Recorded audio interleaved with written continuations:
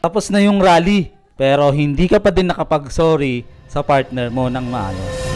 Alam mo ba na may mga partner na kahit ilang beses ka na nag-sorry, sasabihin lang nilang okay lang, pero sa loob-loob nila, hindi talaga okay. Kung steady style ang partner mo, kailangan nila ng patience at assurance. Madalas kasi, ayaw nila na sila yung nagkukos ng conflict.